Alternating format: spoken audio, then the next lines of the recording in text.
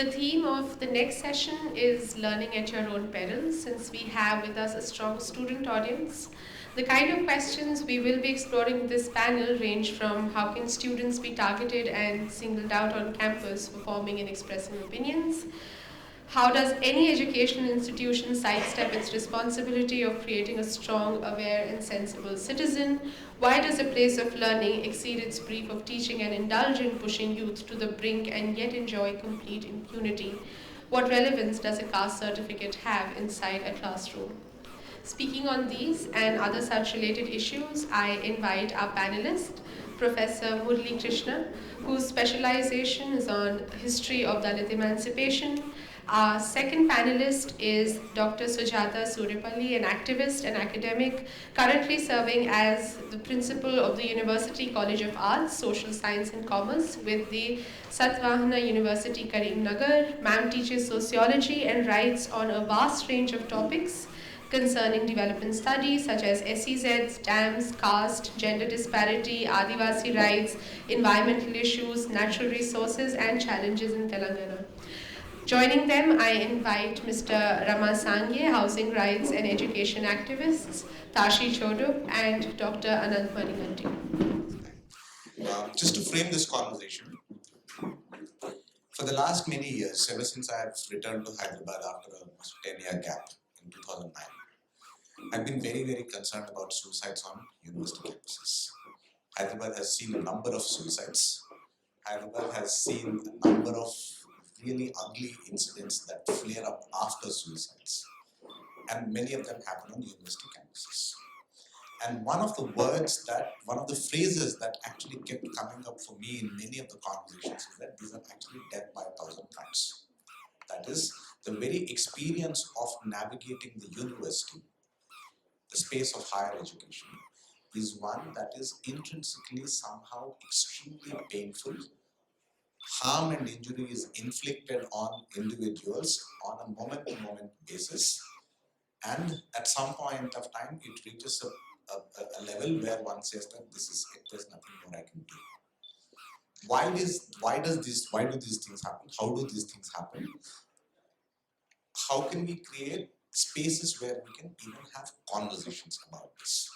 And that was the big question for us, because one of the things that we kept thinking is that this conversation cannot happen within the constrained confines of a university campus. If it's happening across so many university campuses, then this is not an issue of Hyderabad University, Usmania University, English and foreign languages, some other university or the other. It has to happen as a broader debate within the public sphere. How do we frame that question in the issue? So 2 years ago, in one of the Dodin events, we actually had a conversation on higher education and the entry of formerly underprivileged people.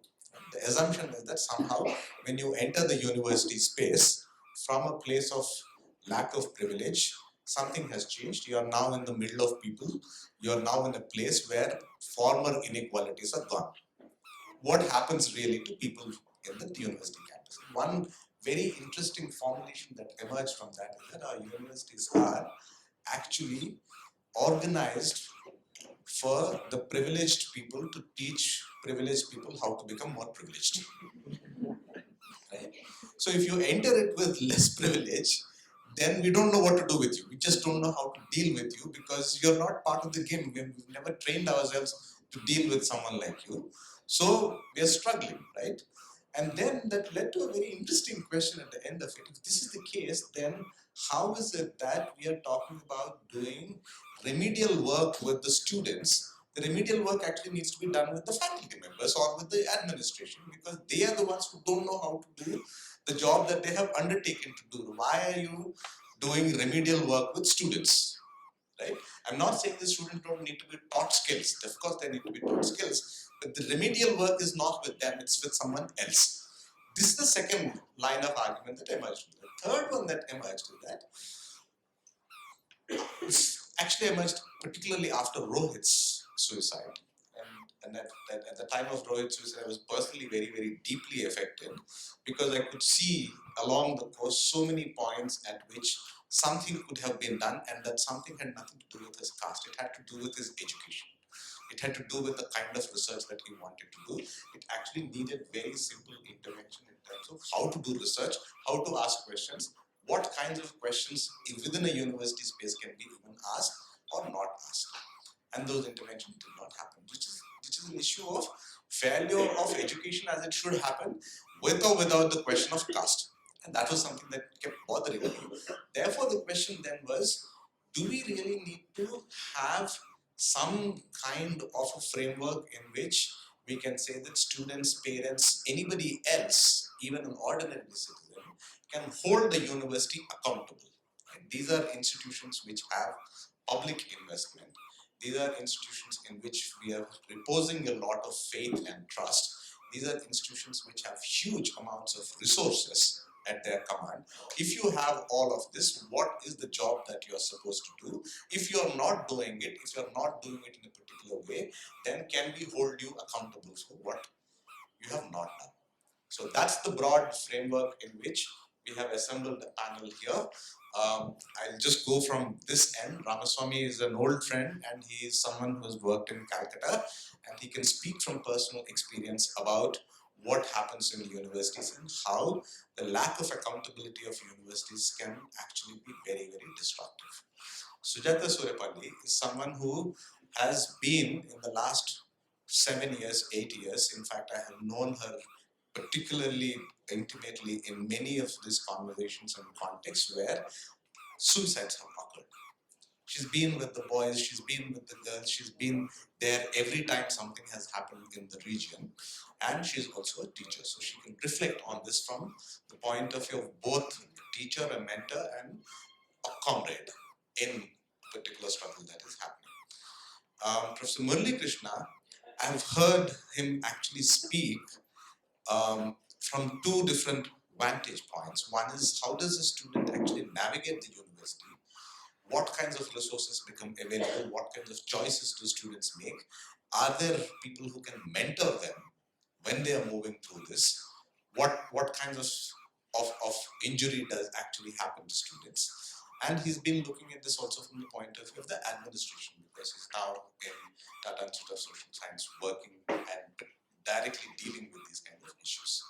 And Tashi, as I said, we have him here because the monk may have some answers. No, I'm saying that mainly because I want him to speak for himself.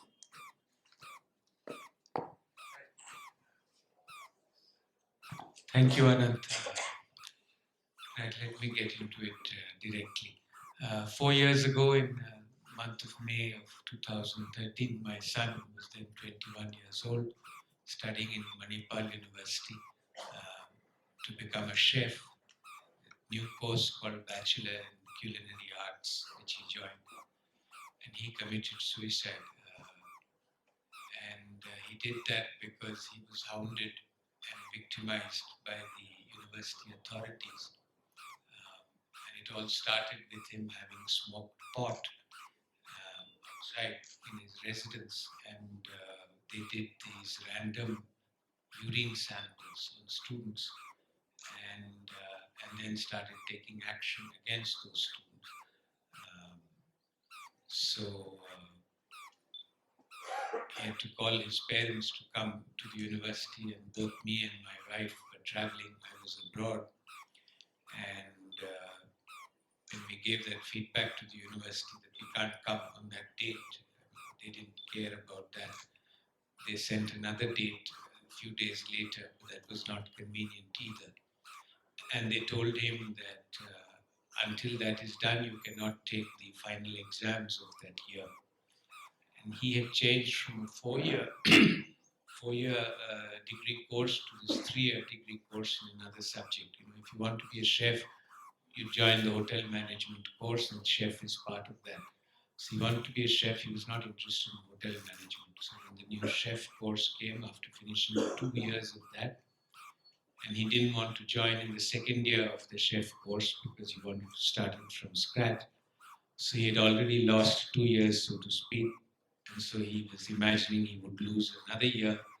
But by that time, he was so fed up and pissed off with the university, completely disillusioned. He wanted to be a chef from the age of 10. And so he went to chef school and was so disillusioned with university and organizations and institutions and so on. So, though it was completely contrary to his nature, he was driven to suicide. He hanged himself. And I was abroad about to go on a long drive from New York to Michigan with my friend. And just before we left, I got the phone call from my wife. Anyway, so my wife was interested in following it up and taking action against the university authorities. And she went some distance. That university, it's a private university, but that school, the hotel management school and the chef school, are under ITC. And so I think she had a meeting with some senior officer in ITC and so on. But it wasn't going anywhere, and she realized that they are more powerful than her, and it's not going to lead to anything. Meanwhile, he's dead, can't get him back. So that was the end of that. But I was thinking after that why this had occurred and what are the larger reasons for this. And so it seemed to me there is a substantive vacuum in law which needs to be made good. So I wrote a note to a legal group is working on this. They intend to file a PIL in the Supreme Court, and so that then that will lead to that law. So I made this note. I'll just read it out quickly to you. The first thing is that those of us who are gray hairs, a major transformation has happened since our time in higher education, which is that private institutions are the overwhelming majority by far in higher education in India, no longer government. When we were students, it was almost entirely government. Manipal University was the first private university, actually. So now it's overwhelmingly private. So even if it is government, notionally government has moral, notional, political responsibility. With private, all of that is out. So now we have in our statute books two very important laws of relatively recent origin pertaining to students and higher educational institutions. One is the law for prevention of sexual harassment in the workplace, and the other is the anti-ragging law. Now we need a law that ensures that a student who feels victimized by the university administration can seek and obtain redress. Today, university administration can act against a student with impunity. That cannot continue. Everyone must know that they are accountable under law for their actions and that their acts will be exposed and evaluated by an independent body. Just like in the case of the sexual harassment law, where a number of procedures have been spelled out which all organizations must comply with, or as with ragging, similarly, all higher education institutions need to comply with various norms so that any student who feels he or she has been unfairly dealt with can by right seek and obtain redress. The nature of the issues of sexual harassment and ragging have much in common with the issue of student victimization. These two laws were acutely needed and so they are historic. Although there is still likely to be a gap between the law and its application in specific niches in our country, the fact remains that a page has been turned for good and that noxious practices like sexual harassment and ragging will be largely eliminated. Now it is time to eliminate the impunity of higher education administrations. Those who act with malice should be exposed and punished. This will put the fear of law in everybody who wields power and authority in the campus, and students can start breathing free. Under this new law, let us call it the Students' Redress in Higher Education Institutions Act. Any student who feels unfairly treated can drop a note in a complaint box, and there would be in place an independent committee to whom the complaint would reach. There would be several procedures that the committee and the institutions are bound to follow, and so on. I'm not a legal expert, but a countrywide consultation needs to be undertaken which hears students and registers their instances, feelings, views. An appropriate law drafting team should then be able to prepare the draft bill for presentation in Parliament. Every state government will then have to follow the Central Act and define rules. In all the discussion and debate following the tragedy of Rohit Vemula, I have not heard any mention of this fundamental lacunae in our higher education institutions. Students are human beings, they have human rights. They cannot be acted against unfairly by those in authority. They must have means to be heard, they must have means for redress. Rohit was finally a victim of the improper use of authority. Today, that scope exists, and we have to put an end to that. When I sent this to the legal group who's working on it, so my friend wrote that the redressal mechanism that needs to be put in place in every institution of higher education, be it public or private, and penal provisions which actually have teeth must be in place for violation. And it's evident that government isn't going to bring any such bill to enact into law unless it is compelled. So therefore, the most effective way to go ahead is through a PIL in the Supreme Court, which I intend to file as a petition. One of the critical relief we will seek is the constitution of a committee by the Supreme Court with representation of all marginalized social groups, particularly students, which will hold hearing across institutions, take representations, and within 6 months submit its report to the Supreme Court. And the mandate of the committee would be to redress the issues that I mentioned. And we have to see that the Prevention of Atrocities Act against scheduled caste and scheduled tribes is pretty toothless. And what the career of that law has been, activists in that field know that it's pretty toothless. Also, what constitutes harassment in institutions of higher education needs to be explicitly codified. For instance, one of the most insidious ways to harass a Dalit student is to delay or withhold his scholarship or fellowship on seemingly valid academic or admin grounds. For someone from an extremely impoverished family to whom the scholarship is as critical as having food, even a delay of 2-3 months would put him or her in serious jeopardy. Inability to pay mess dues in hostel would lead to closure of mess facilities and humiliation. Actual suicides before Rohit had happened under such circumstances. At present, this is difficult to prosecute. Finally, I just want to bring up the name of Chuni Kotal in West Bengal. She was a girl from the Shawar tribe in West Bengal, and she was the first girl from that community to reach higher education. And she was humiliated by her professor in Jadavpur University, in Calcutta University, and compelled to commit suicide in 1992.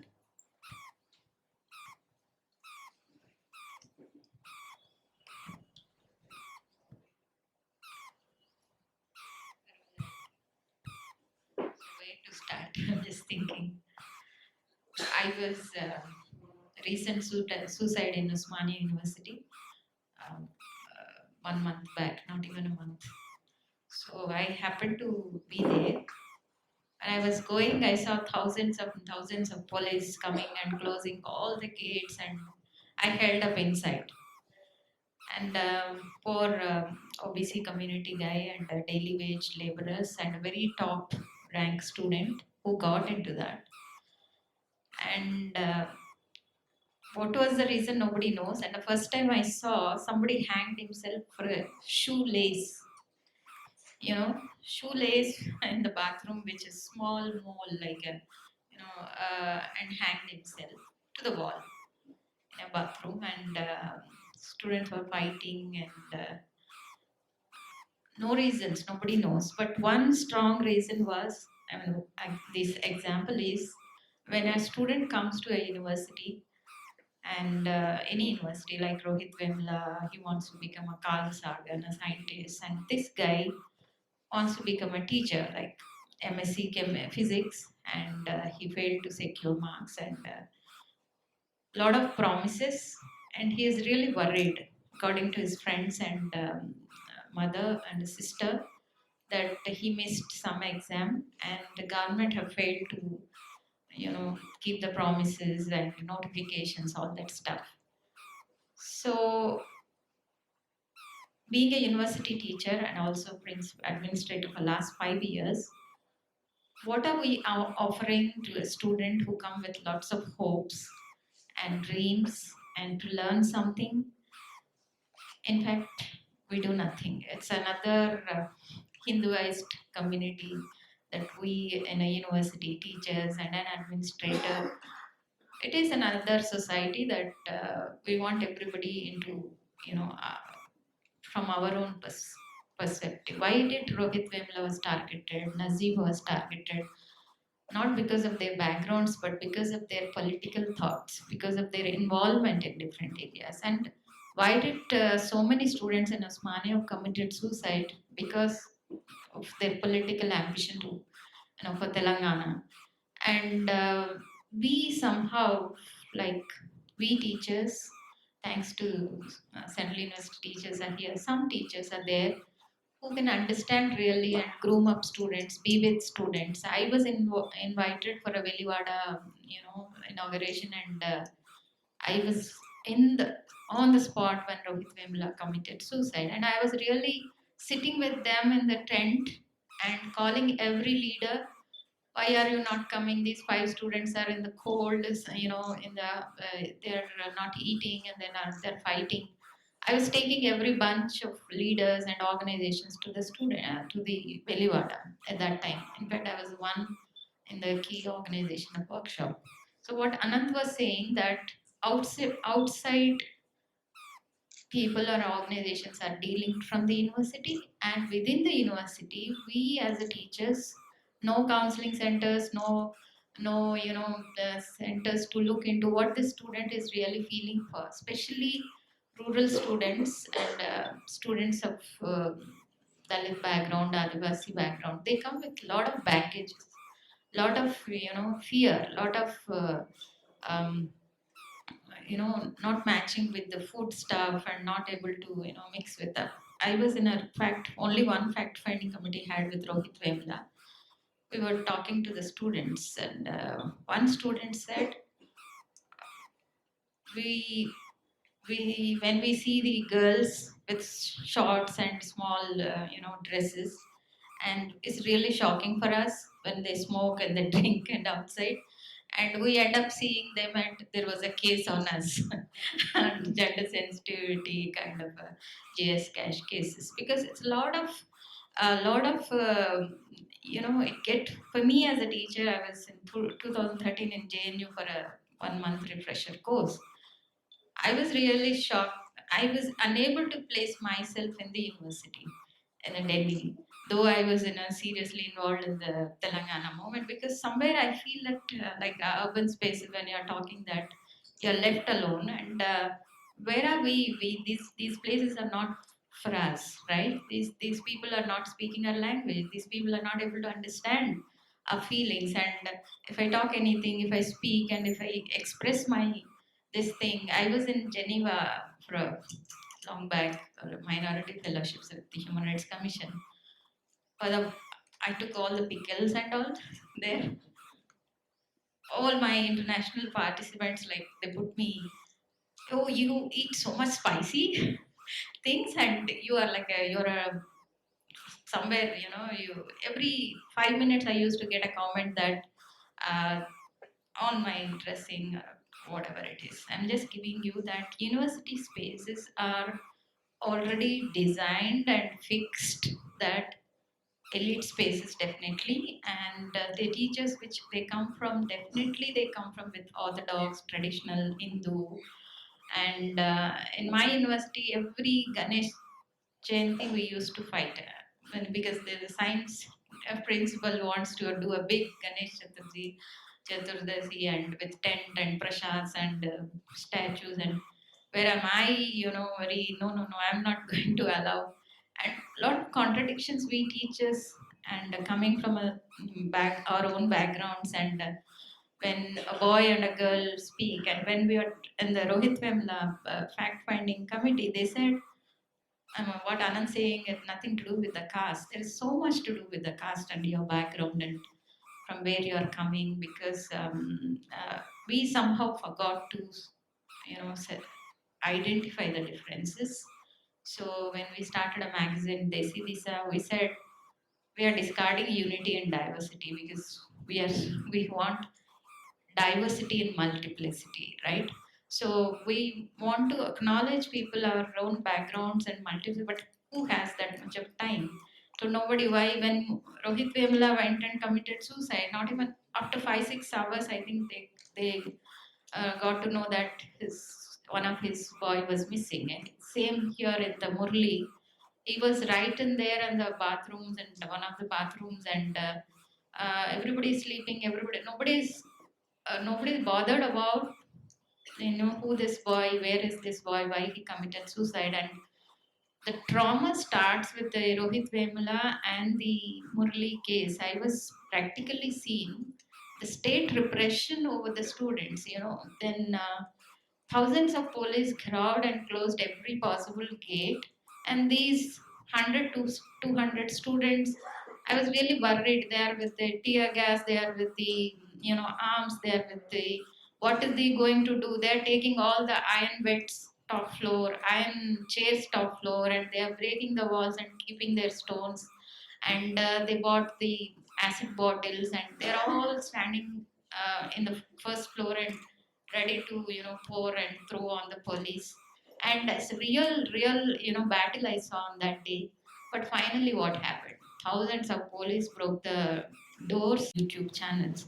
So what I'm saying that the student, this here father, I can identify the pain of when you leave your students there. And I don't know. I was told I was Usa Ambassador's, Usa sir's granddaughter who's studying right in this campus. So she was every time asked to bring both the parents, which are she lost a baby's father committed suicide. So they failed to bring the both mother and father.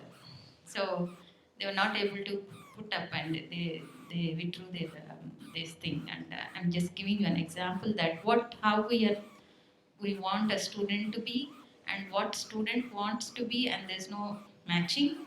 And another question is, where do we go from the university? That is also bothering too much. Thousands of I have been to Delhi last week.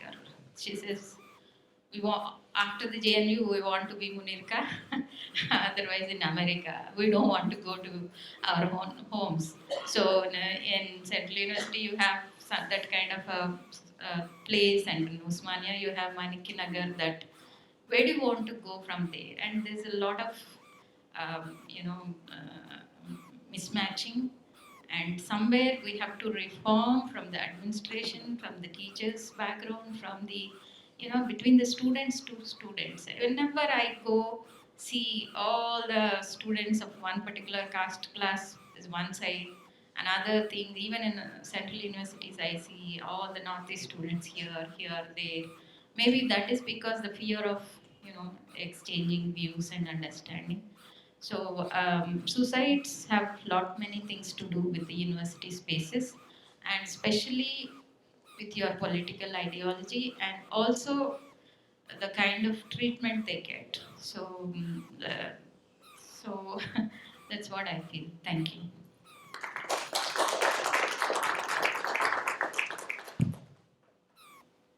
Good afternoon, everybody. It's a pleasure to be here and meet all the audience and talk to you about something that is very critical at this current time. And I thank Dodin for inviting me to share this dance with you.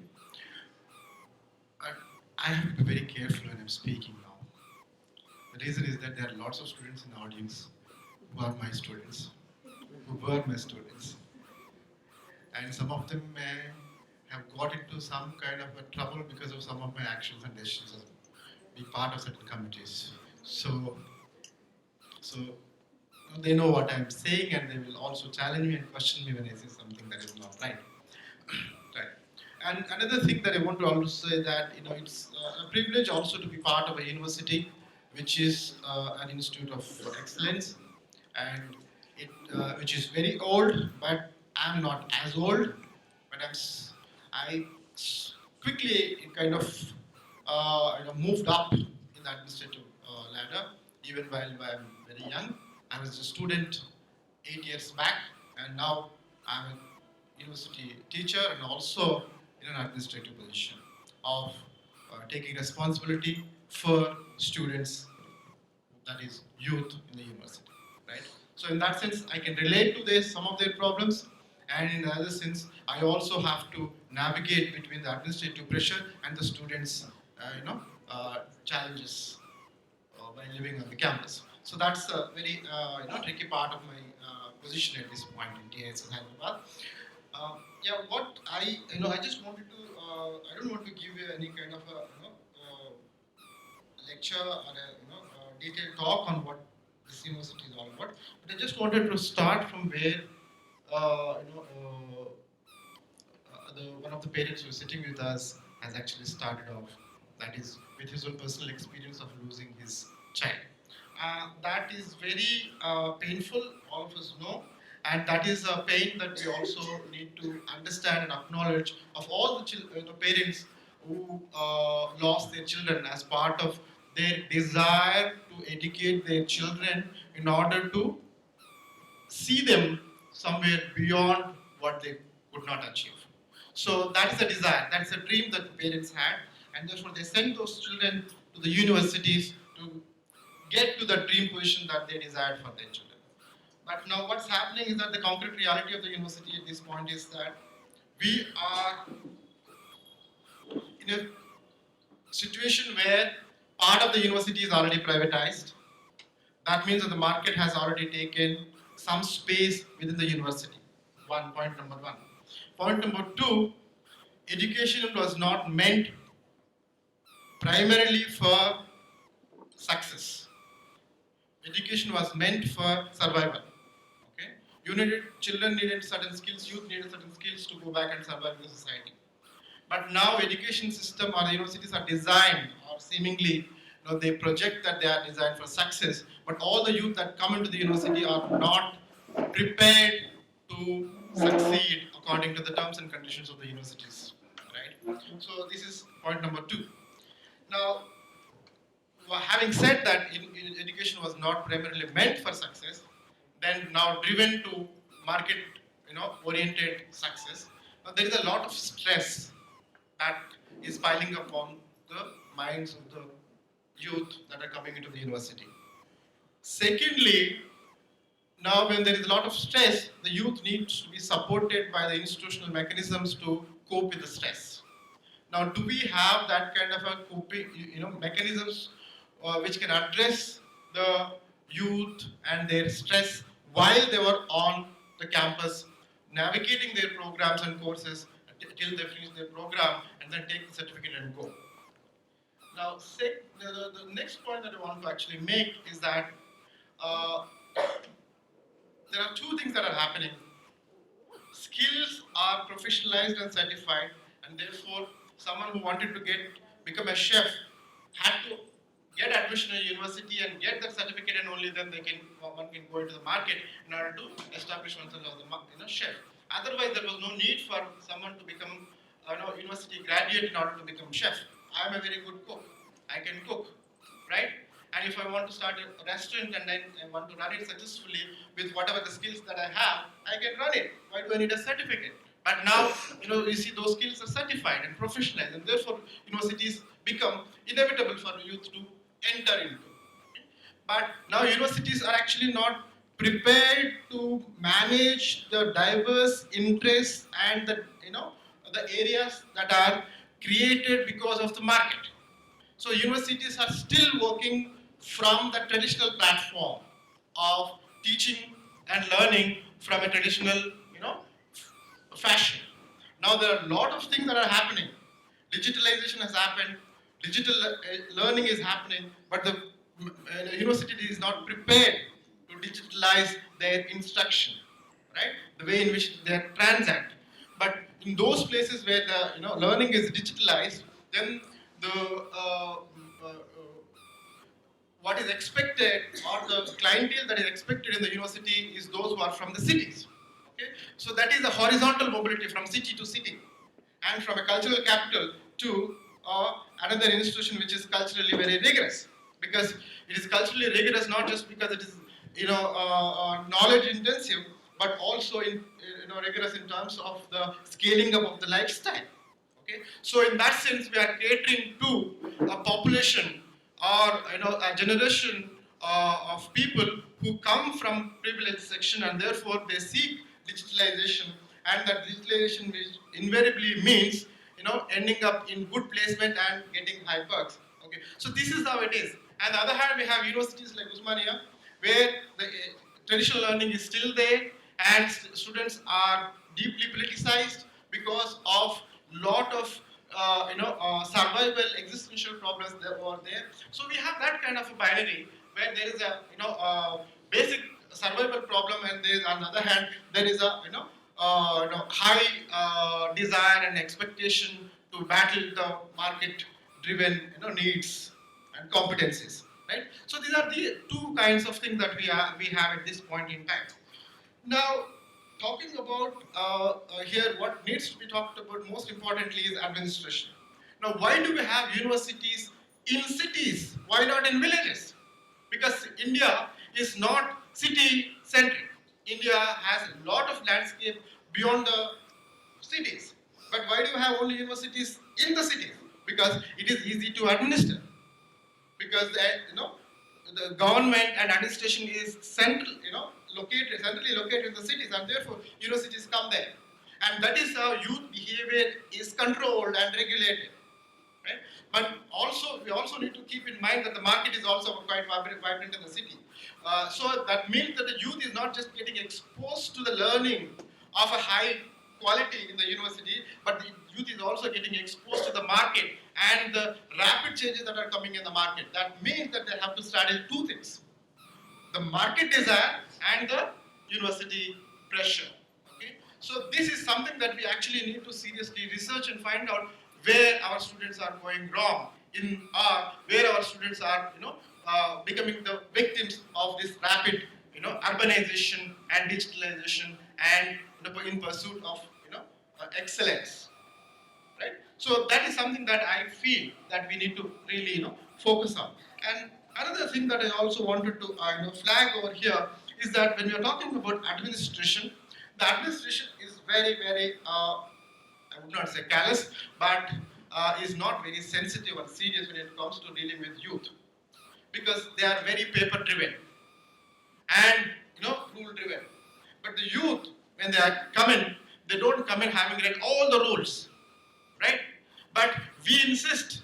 Now, sitting in an administrative position over there, I see the attitude of my senior colleagues that we insist that the students have full knowledge and awareness of the rules, but we hardly give any time for the students to bring any awareness about those rules. But when the students indulge in certain issues, then we bring the rule book, and the rule book becomes the basis for administrative action, and that most of the time is a disciplinary action. And very interestingly, what happens over here is that most of the youth that come to the university are above 18. That means they become citizens, they are individuals. So we assume here that these individuals are responsible for their action, and therefore we don't need to communicate to the parents about whatever the behavior of the youth that is there in the university. And therefore we take individual as a unit, and then her or his action as being the basis for your action, and then we go on to formulate our decisions. But here what is important and what is missing is that university is autonomous not because and it is not insulated from the social action and social aspiration, but it is autonomous only in terms of administration. It cannot be autonomous in terms of its social responsibility. It has to go hand in hand with the society. That means the parents and the aspirations of the parents and the children, whatever the desires they come here with. But we are not doing that, okay? Because we use this tag of autonomy in order to make all our decisions to victimize our students. But on the other hand, administration is also not very learning oriented. Administration has to be learning oriented. If the market is rapidly changing and we are adapting, learning is adapting to the market needs, then administration also needs to adapt to the current changes. Now that is where the huge gap is. I feel as someone who is experiencing, running the administration, being part of one corner of it, we are trying to in TIS, we are trying to bring in as many mechanisms as possible in order to bridge this gap between administration and students. And therefore, me being part of that, actively part of engaging with students, we are trying mentorship, we are trying student aid, we are trying a lot of other things which are there as part of the social justice principle of TISS, but executing them is very, very difficult because the fund crunch is there and the enormity of the interest and the youth exodus into the university is increasing, and therefore we are not able to cater to everyone. So here, that is where we are, and that's where I'll stop. And if there are any serious questions, I would like to engage. Thank you.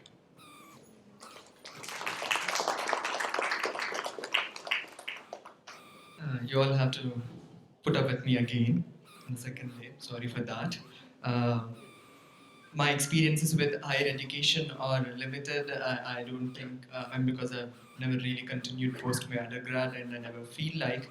Mostly, a lot of people ask me, why don't I go back and study? I mean, uh, even now, it does give me a slight amount of fear to go back to education institution. It is not the place where I feel safe. It is not the place where I feel like I can go. So, and when my brother killed himself in his medical college when he was doing medicine first year, after some point after death, I went to the college to merely meet the principal and basically thank him for whatever has happened and gone through and all that, whatever he done. Then the only thing I got from the principal is that, oh, why did you come here again? I mean, like one of your brother died and caused enough damage to our reputation. Now you are, because again, same alike looking him, in the campus, kind of little threatened him or whatever. I think I don't know. So that's. So it's not about someone has committed suicide and then died in the campus, lost their life because we have not been the safe space, but it is about that, oh, it damaged our reputation is the concern of the universities.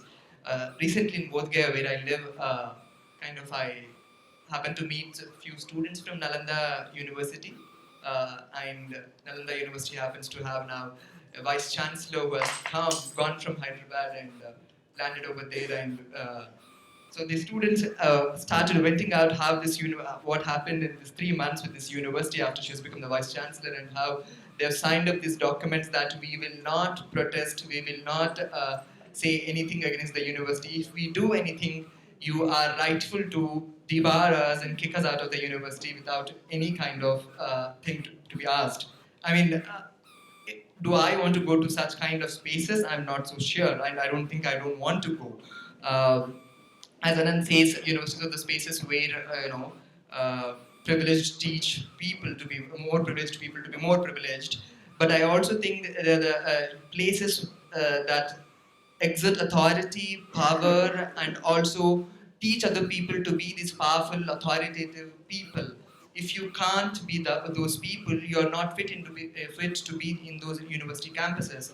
I mean, basically, they are not the universities are not the place of vulnerabilities. If I feel vulnerable, I better leave the university rather than sitting there and expecting this university where I have come to study and want to gain some knowledge and to make something out of life.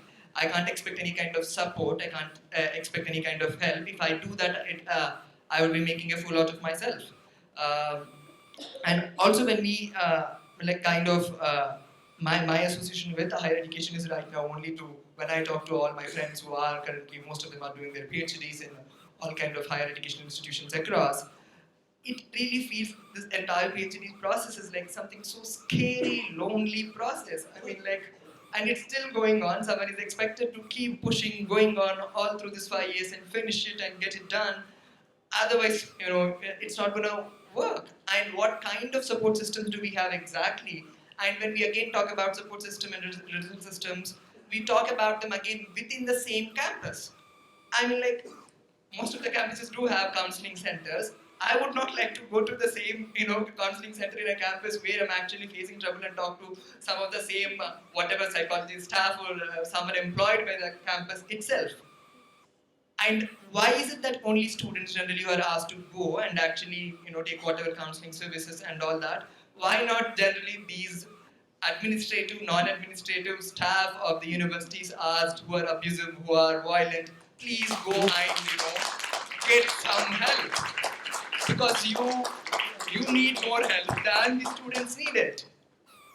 I mean, that's not the case at all. I mean, and within the same, I expect students to go back to the same abusive authorities and find administration is whatever systemically, structurally discriminative, violent, and authoritative. What happens to the teaching staff that teaches every day that are not part of the direct administration but are teaching in the classrooms? They don't really open up, they don't really talk. I mean, they don't really want to support the students that are going through any kind of trouble, especially when it comes to talk to the administration. Oh, we might not get our grant. I mean, I'm not saying this is the case with all the teachers, but most of the teachers. They don't like to do that because right now I have a friend who's going through whatever little difficulty putting through the submission of a PhD in the university in Hyderabad, and whatever difficulty administration is causing, what are teachers exactly doing? I mean, can you not go instead of the student because student already feels vulnerable? Can you not accompany them, sit with them, see that some kind of and there is no point of kindness, compassion, nothing in these universities. It is authoritative, powerful, all technicality. Anything outside this technicality, you don't fit in. I mean, you need to be punished, you need to be put in line, and if you don't work as per our rules and regulations, you can't really get out having what you have come for here. And it's such kind of powerful, authoritative space, abusive space. Uh, I would not like really, I don't like to go back to such kind of spaces, and we need to I believe we need to really rebuild different kind of spaces rather than sitting in these spaces and thinking of wanting to change these spaces, because I don't see them really changing as such, and how many more lives need to be lost before they really change. Why can't we have something outside these spaces and then still have hope to have life, not being part of these universities? So,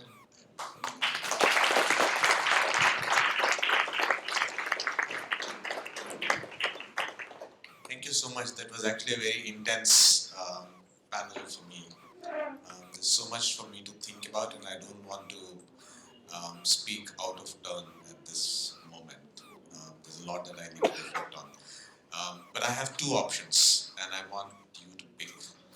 You can, I can take questions from the floor, maybe two questions, and then let the panel respond. But I also want to think about this other possibility, which is that since there were very, very different perspectives from which all the four panelists spoke, I want to think about the possibility that panelists themselves may want to say something to each other. And it may be a very useful thing for us to do because we can always speak to the panelists outside of this, right? Okay, so we're going with that option. Please, each of you has spoken and you have taken very, very different kinds of positions on this, not necessarily contradicting each other, but we're looking at things from very different positions. So we would really like to hear what you think of all of the things that have been said. One thing what Murli said, ki why are the universities located in cities? My university is not located in city. Okay, but when you say university, it's made up of administration and the typical thinking, and especially what I can because Murli comes from a TIS, it's a privatized and they have goals and you know market orientation and all that stuff. We don't have that kind of a problem, but we have too much of state's interference. You know, every time we have an inauguration, then an MLA comes, an MP comes that you didn't call us, and suddenly police jumps in and kidnap a boy, and they go and morning we see what happened because there is a bandh tomorrow, so we are preventive detention or whatever it is, because they are not supposed to enter without the permission of VCs and administrators, but they are coming in. Usmania University police outpost is right in the campus. Right in the campus, and police were for every student you have a police. almost. So if the other day I want to go inside, and being a teacher, they're not allowing me. I said, I'm a teacher, so what? We don't allow. Then you have to cross through the cams and CC cameras. Usmania University Arts College itself has hundreds of cameras. Where we don't have in the rural areas where women are really abused and raped. So this is Murali's what they're speaking, that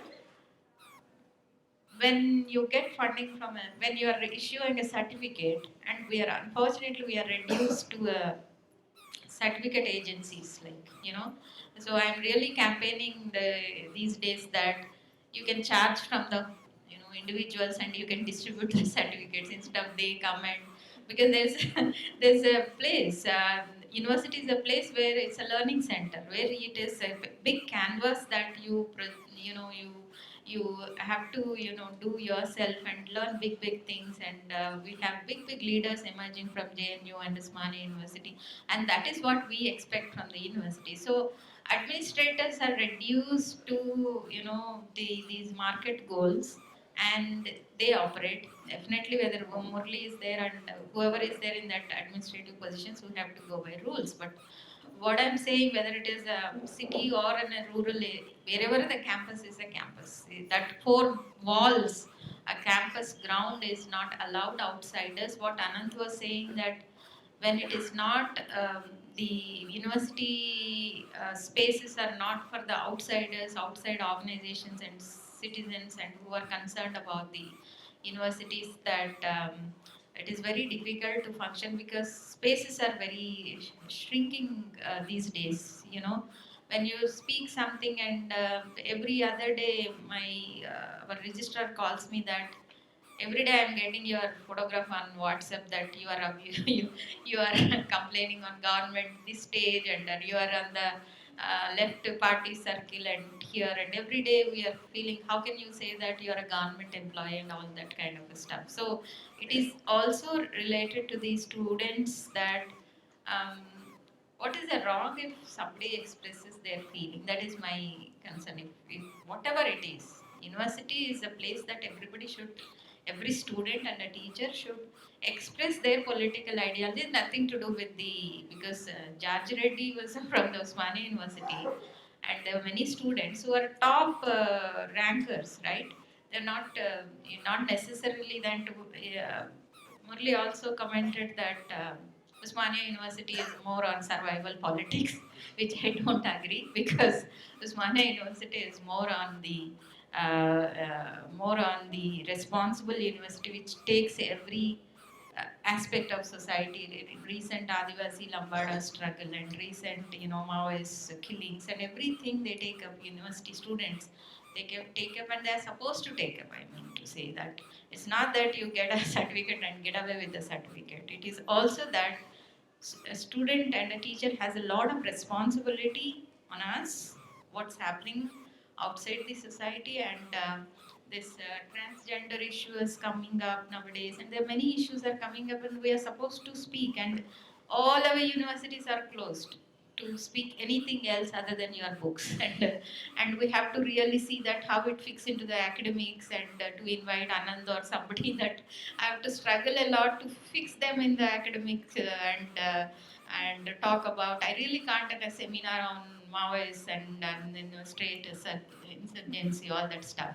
So administration is administration is, for me, I'm also an administrator. Um, it is better you be with the administrative part than students' behavior and attitude and their interventions. But we are most of the administrators going beyond their administrative work. That is becoming a problem for us also. And the other thing is, like, if you don't want a university, then you don't need to go to universities. It's something that from remote university we issue 70, 80 degree certificates every year. So they have to go somewhere, right? And university, how to reform and readjust ourselves. And universities are run by the government money, and we have all of us have a right to set things. After all, without students there is no university. Right? It should be for universities, and there should be a space and for the voices, different voices to be heard. I'd like to quickly respond to, I think we're running short of time. Two things. One is that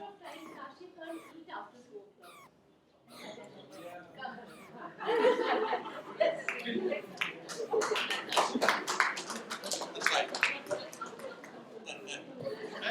Yeah, please. yeah, okay. I just wanted to say a few things. One is that when we're talking about universities of different grades, because universities are graded, NAC accredits, certifies, and therefore there are different grades to the university. And universities in the top grade are always, seeking to excel in everything that they do. But students who are coming into universities are not all of them are coming to excel. You see, youth needs to spend their time, not always in the classroom. They also go outside, and they also need to survive. University is not providing any kind of a sources of livelihood for them on the campus. If you are enrolled for 2 year program or a 3 year program, and if your parents cannot support you financially, then you need to work somewhere, part time or whatever, earn some money and self finance. That scope is not possible, or that scope is not there anymore. It is shrinking. If the scope is there, it is shrinking, and the scope is there largely for a state universities where the students can go out and work and come back. Because I have seen many students while I was doing my own MA and MPhil in CFL here, which is next to University of Usmania University. Most of the rural students who came to Usmania University used to work in the greenlands or the restaurants around. Okay, as suppliers. Okay, in the university and or sorry in the restaurants or function halls. They go as boys who as part of the catering team. Okay. So and some people may have been working for political organizations. But while they were doing all of that, while they were enrolled for a program, formal program, that is not possible for TASS, student of TASS or JNU or something like that, because they are they claim that they're very, very rigorous, and therefore it's the tunnel of success that they got into, and therefore there's no escape. So either you succeed or succumb. So it is this situation that is do or die situation that is very, very dangerous that we have been moving into. I think we need to watch that. And the second thing that I wanted to respond to is that we need actually to create mechanisms like mentoring, because students don't need mentoring only with regard to applying for a scholarship or for applying for any fellowship, but students need mentoring from day one till they take their certificate and graduate from the university. But we do not have those mentoring mechanisms established in the university.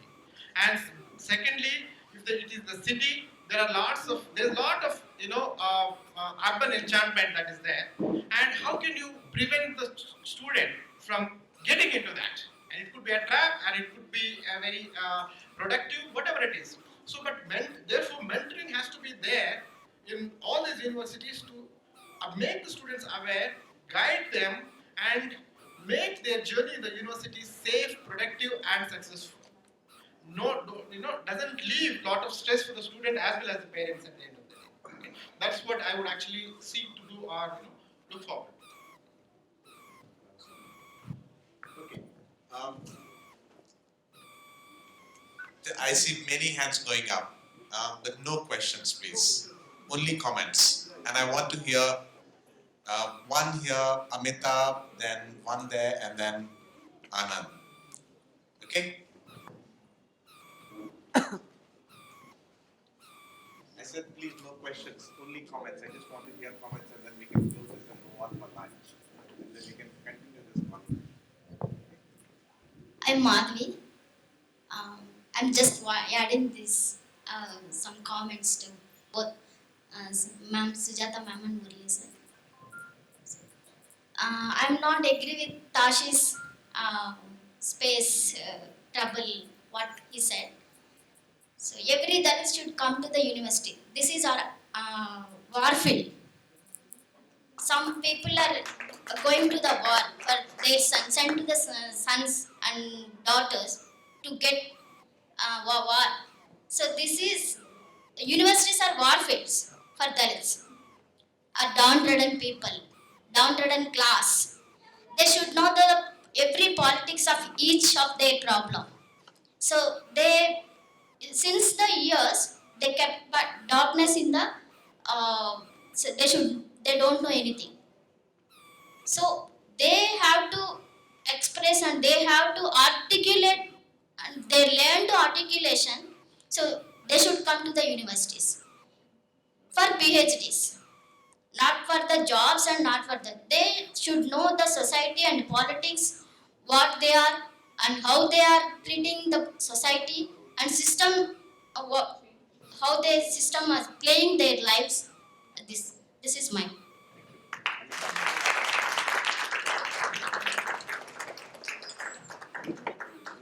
As a teacher in a university, I just wanted to place two reflections additionally in terms of what is happening and the real change. So one is in the last few years, I think the agency of the university teacher has been rapidly diminishing, and there is a whole lot of control which is passed on to the more admin counterparts, even greater control, I would say, at a central government level. So especially when I think Sujata ji, you spoke about the scholarships, their withholding, admin of the scholarships itself. This is something which is now directly the Ministry of HRD, the politics that different state governments are playing over OBC scholarships, who is a OBC, who is not, creamy layer. So there are all kinds of things. And teachers actually have no role to play at all, can't play a role in that. Okay? So I wanted to pick kind of, and this is going to increase perhaps, the surveillance on all of these systems and how universities have to account for these is increasing. So how do we respond to these? Because this is happening at a national level, really. The second reflection is something about what emerges and what is emerging. Is really, there is this thing like world-class cities. There is now a proposal for world-class universities which is being floated. And to me, it's not like we usually have talked about JNNU or smart cities. It's not just about the 10 public universities or the 10 private universities which will be selected, but it is about introducing a new set of normativity into institutions, which is going to be even more, I would say, market-oriented, which are going to make universities even more performance-based, and the parameters for those performances are definitely nowhere process-linked. So nowhere will a teacher like Sujata, who perhaps invests her time with students, will ever be respected in those norms at all. Okay? So this is something which is part of looking outward, but does not give space to the university to actually look inward as well.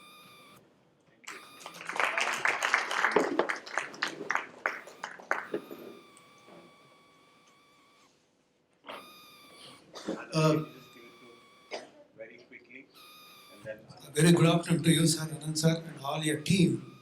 At the very outset, I wish you everyone a very good afternoon to you, the panelists too. My question is that I'll take you to the one education. Yes, maybe the school, colleges, or the universities is a place of temple where we need to worship the teacher, ourselves, and also the God Himself too. But we need to be steady to get out from the campus or the college or the school, whatever it is, to be in our daily life to get the best way position in our life. First one. Second thing is that the place of the worship, I said, should not be disturbed by any means. should be worshipped and to respect, and whatever we will have the problems, sit together and to check out the problems what we have. And the same thing as should not have any kind of an onwards in our institutions. If at all is there any kind of things, the head of the institution must be the responsible to act accordingly. And now, then comes the take the qualities of the former Vice Chancellor. I will play before you, sir, all the panelists. Professor T. Navnitra, the OU campus, once he was there. I don't know what he did in the admin, but there is no, I read in the newspaper or the television or wherever it is, no onwards incidents happened in the campus itself. And within the students' community too. Yes, I respect the students and the teachers, everyone, but what is this that happening here? The positive thing is that stop all these one, come forward to worship the temple place. The worship place should not be disturbed at any moment. Thank you very much. ये बात तो अनिता जी कह चुकी हैं। दो बातें छोटी छोटी हैं। पहली तो ये है कि आपने कहा कि यूनिवर्सिटीज़ में जो गरीब बच्चे हैं उनको पढ़ने के लिए बाहर काम जाने का जो पूरा संदर्भ है, तो दुनिया में बहुत सारे मॉडल हैं। तमाम सारी यूनिवर्सिटीज़ में मेरे कुछ दोस्त मैं जानता हूँ कि बांग्लादेश और पाकिस्तान के वो मेडिसिन की पढ़ाई ब्रिटेन में कर रहे थे और वो साथ में काम भी करते थे कुछ, लेकिन this is their choice. Universities का काम पढ़ाना है। अगर बच्चे उसका खर्चा नहीं उठा पा रहे हैं तो ये सरकार और यूनिवर्सिटीज़ को सोचना चाहिए कि क्या फीस एकोमोडेशन इतना महंगा है कि बच्चों के लिए वो दिक्कत है। यूनिवर्सिटीज़ को हम कहीं आइसोलेशन में आके नहीं गिरे। इन यूनिवर्सिटीज़ की इमारतें, यहाँ की फैकल्टी, एडमिनिस्ट्रेशन सब हमारे पैसों से बने। हमारे बाप ने पैसा दिया तो यूनिवर्सिटी बनी, हम भी पैसा दे रहे हैं। Every tax payer is paying that money. It is responsibility of university and governments to teach students, no matter from which section or which place of the society and the nation they are coming to the university. The second thing is, आप विश्वविद्यालय को खत्म तो नहीं कर सकते। You can't remove the universities. Universities तो होंगे, universities होंगे तो स्टूडेंट पढ़ने आएंगे। जब बच्चा मैथ्स पढ़ेगा तो वो कंट्रोल के खिलाफ लड़ाई करेगा। जब बच्चा इकोनॉमिक्स पढ़ेगा तो वो देखेगा कि जो इकोनॉमिक्स किताब में लिखी है वो समाज में नहीं दिख रही है। जब वो आर्ट्स को पढ़ेगा तो वो देखेगा कि जो बातें क्रिएटिवली कही जा सकती हैं उसको वो क्रिएटिवली कहेगा।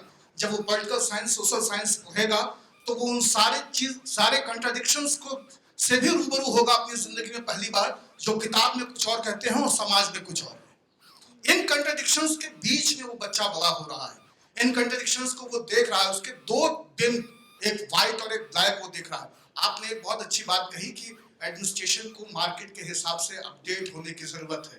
मुझे लगता है कि वो अपडेशन से ज्यादा जरूरी है कि स्टूडेंट्स के हिसाब से एडमिनिस्ट्रेशन सोचे।